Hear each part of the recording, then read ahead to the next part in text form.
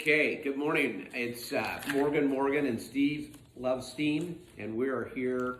We're going to talk about Brigham and tell Brigham some. Diedrich Olson, our brother who we love dearly and who's still with us in spirit. That's right. Think of him often. Absolutely. So we're going to tell some stories, and the first one we're going to start out with is really kind of how Steve and Brigham and I met and became friends. We actually didn't know each other, and we joined the same rugby team, and we thought we were hotshot athletes.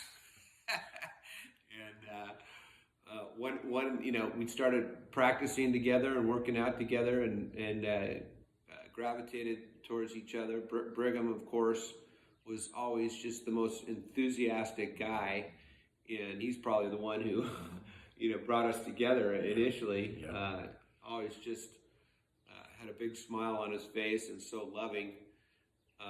But the one memory that stands out to me at rugby was one of our first games, and Brigham was a great runner. He could run like the wind, and he was out on the wing, and had the ball, was running down the field to try to score, and he's making all sorts of fancy moves, and somebody clocked him and just laid him out cold, which is rare for anyone to get to Brigham because he couldn't catch him. Right. Oh, man. I think it was a Santa Barbara tournament. Yeah. If I remember right, we took his big BMW up there and listened to Doobie Brothers and stuff that he loved and we loved, and had a great time. But man, I think some of those big Samoans we were playing caught up to Brigham, which, like Steve said, it was. Yeah. I only remember that happening once, where he got caught and clocked. Yeah. But he did get knocked pretty good.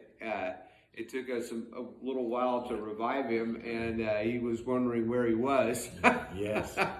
When he finally woke up, and that was the end of his tournament. But we had many games those first couple of years together, and Steve was a big guy. He was in the forwards, and I was in the backfield, close to the forwards. But Brigham was always on the outside at wing or fullback, because he could just, with those long legs, he could just fly. I remember meeting him the first day of tryouts, and I think he said, "Hi, I'm Brigham Olson." Stuck out his hand and said, "Hi, Steve Lovsteen. Nice to meet you." And I said, "Sounds like a Viking name." He says, "Yeah." I said, "Me too." Norwegian. Me too. And we just kind of hit it. I was still have the Viking shirt on here today, and that's something we kind of had in common. Always would joke about Iron Men, wooden boats, and but I remember some of the clubs, a couple clubs, the Orange County Breakfast Club that you guys yes, started. Yeah. About that a little bit. So I didn't actually start it. I was just a member too. I think it was Vern Buckman, maybe. Right. Vernon Buckman. Vernon Buckman, and a couple of ladies.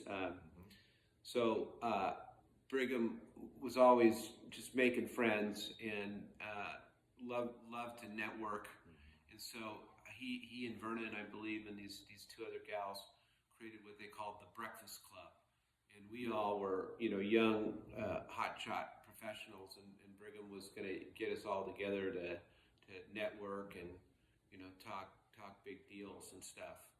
And so it was kind of an interesting format. We got together during the week for a breakfast, and we had to get dressed up. I mean, everybody came to this breakfast like super in power suits and power dresses, and we had it's typically at a hotel somewhere, and there was a nice buffet and sometimes speakers, right? Yes, absolutely. Yes, yeah, absolutely. There's speakers. Yeah. And how long did that go on? A couple of years? I'd say a couple of years. Yeah. A couple. Didn't we have a fishing? Some of the guys together? Yeah, I was going to say, I thought there were some offshoots of the breakfast clubs too. Yeah, don't confuse it with the Orange County Gentlemen's Club that we had too. But I remember we'd go fishing out of Dana Point, had some great times, and then we even took our gals. I remember one time, and most of them ended up getting sick. If I remember. Becky. But they're probably 30 or 40 young people. Easy, yeah, you know? at least, yeah. And yeah. I don't know, maybe it was just a way for Brigham to meet some cute girls, because there were very attractive girls coming to that club. And I don't really remember any of the speakers, but Brigham kind of like held court and just made sure everybody was having a good time and everybody knew everybody else. And there were a lot of friendships that came out of there. And little side memories are coming back to me. But one of the things that our family loved about Brigham was how he ate food. So, he had this English schoolboy background. He went Chelsea, England. Yes. Good memory. And he'd come over to our house for dinner, and he would take his fork. I forget if he was left-handed or right-handed, but he'd turn the fork upside down, and he'd use his knife, and he'd get a piece of meat on there, and then he'd get some mashed potatoes and some veggies, and he'd just make a whole meal, little bite. He'd take whatever was on the plate and pile it onto the knife backwards and stick that in his mouth. Do you remember that? I kind of do remember that, yeah. He was great. I remember a lot of times, too, I'm not a huge baseball guy, but he'd get the best tickets to the Angels games. And, you want to go? Well, you're not going to say no to Brigham Olson. No. Of course. And every time we went, we'd have the best time. His mind worked he was so great with numbers, so quick. We'd have this gambling game in the stands that he would orchestrate. He'd always say, here's the plan. Okay, we're going to do this and this. He always had, he's the orchestrator. And I still don't remember how it was played, but if your guy gets a double, you get this much, you get a single, a triple. We had... Yeah, I remember. So it could be played with a number of people, and you divided up the positions per the number of people you had. So let's say you got the first base and you got the catcher, and so if one of your positions, either team, hit the ball, then everybody had to give you $1, and if they got a double, it was $2. A home run, $4, and then if your player made a play, so let's say somebody hits the ball and the shortstop catches it and throws them out, then you had to pay, whoever had the shortstop, you had to pay $1. So every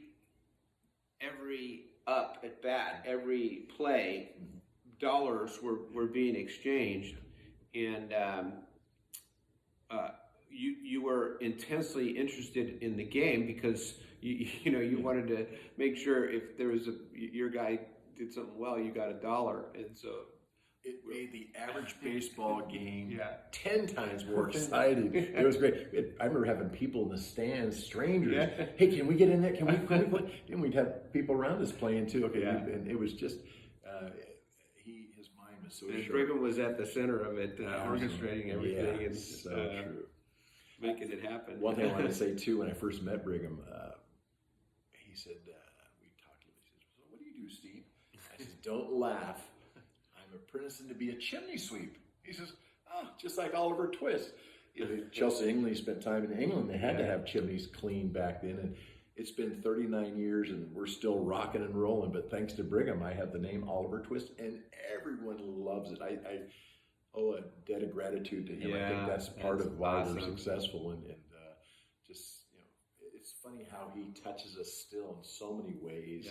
Just amazing. When I say I'm coming up to visit you, to people who live in Huntington Beach, I say, he's the Oliver Twist guy. They go, "Oh, I've seen those trucks." We're all over the place, but it's. But I'm so proud of Brigham's kids, Claire, Madeline, EJ, all graduated college and just doing their own thing now, and just he'd be so proud, or he is proud. He is proud of. He's looking down. You guys for sure. So proud, you guys. And Leslie was just an amazing mom and wife. I mean, I don't know any woman who's ever been, more self-sacrificing and loving and giving, and I'll never know. I mean, how she's done it. She's done such a wonderful job, truly. just so They've been together a long time. Yeah. I remember when Leslie came out to California. I think she was moving from Colorado or Denver or something, and she and Brigham were moving into an apartment together, and Brigham. I don't think that I had known Leslie or met her that many times, but he said, I've got this hot chick coming out, this cute blonde. And sure enough, Leslie showed up. She looked like, she was a surfer girl. She was very blonde and tan at the time, I remember. And white hair almost. And they just had a great way about them. Then just gave each other a lot of trouble. They teased each other. Yeah, right. Yes. And Leslie wouldn't put up with any of Brigham's shenanigans. And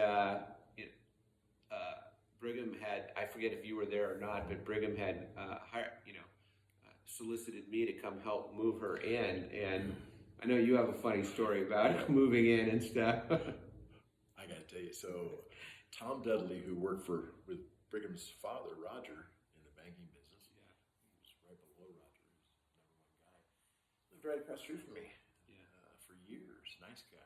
And he asked if we would help him move. And I think you were there, right? Yeah, you were there. I was there for sure. And we worked our butts off. He moved just down the street, but it was upstairs, downstairs. We worked all day long. Brigham said he's going to help us. That was great. Well, last load, 3 o'clock in the afternoon, Brigham pulls up in his big 4-door BMW. Okay, I'm here. Buddy, we're all done. Oh, darn. I swear to this day, I think that he had planned that. Oh, yeah. He's just so smart. Oh, man. Didn't want to get his hands dirty if he didn't have to. He was like, hey, these guys got it. And, oh, man. Yeah, I have a good story, too. It's kind of like came out of the Breakfast Club and also it's a Leslie story. It's actually the story of when they got engaged, and we all went to Austria, and it was a ski trip, and I think there were a lot of Breakfast Club people on that trip. Anyway, Brigham knew that Leslie would try to find out if he was going to propose by searching for the ring in his baggage. So he gave me the ring to hold for him. And we spent a week skiing in Austria, and I had that ring in my bag, and every day I was so scared that I was gonna lose it. But finally, the week came to an end, and Brigham and Leslie headed off by themselves to France, and Brigham was gonna propose to her. So I handed off the ring, and I was relieved of that burden. And so Brigham had all these plans. So the plan A was to get Leslie out on a little hike to, I think, a place called the Temple of Love. And supposedly some of the King Louis or somebody proposed to his bride at this Temple of Love back in the medieval times. And you had to go to the entrance of this park, and you had to hike quite a ways. And so the day that they got into town and got there, a storm blew in, and Brigham was so determined. He said, "Leslie, we're going." And she goes, "I don't want to go. It's raining and windy." And he goes, "We're going." And they start, they get to the entrance of the park, and they start hiking across the park to get to the temple, and it's just a deluge of rain and wind. And finally, Leslie is not happy.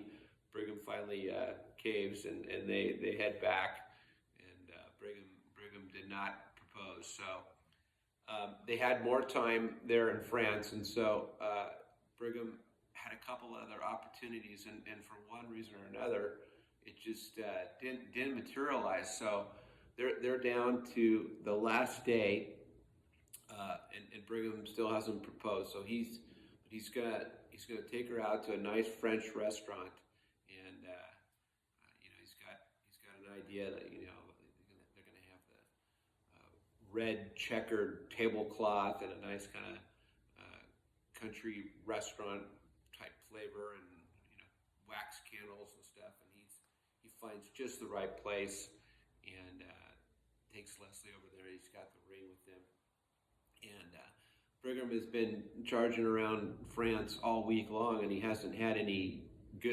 really good solid beef meal. So he decides, he sees steak on the menu, and he says, "Okay, I'm going to have this steak."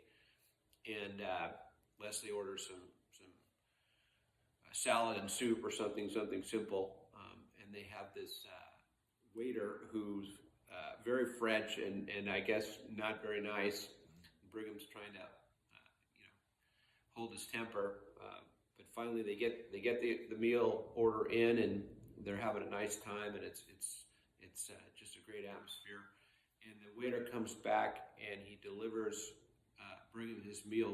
Brigham has ordered steak tartare, and the waiter delivers this raw loaf of ground beef in front of Brigham with an egg on top. Correct. And Brigham is, "What the hell is this?" And he proceeds to get into an argument with the French waiter, and out goes the nice ambiance and good feeling of the dinner. And he sends the steak tartare back to the kitchen, and they grill it for him. Bring it back out, like a hamburger. And Brigham's very happy, but everyone's pissed off at the table.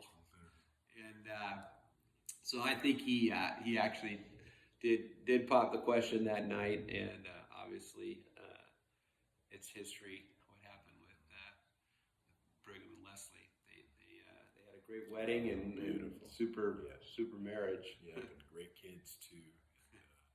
Yes, so many wonderful memories that we have as well too, being with them and doing stuff. But I remember they went to Africa.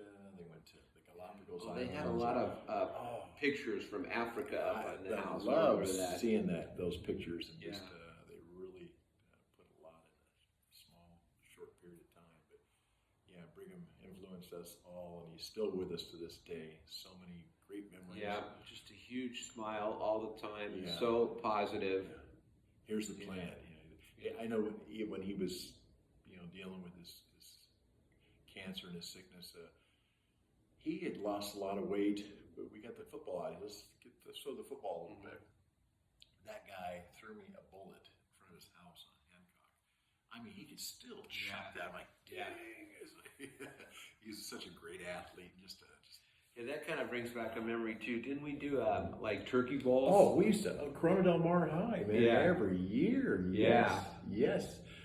It was it flag, right? Usually. Yeah. Sometimes it would end up tackle. I remember one year. Well, it was aggressive touch. I remember if that receiver went up, you could take him out. Yeah, right.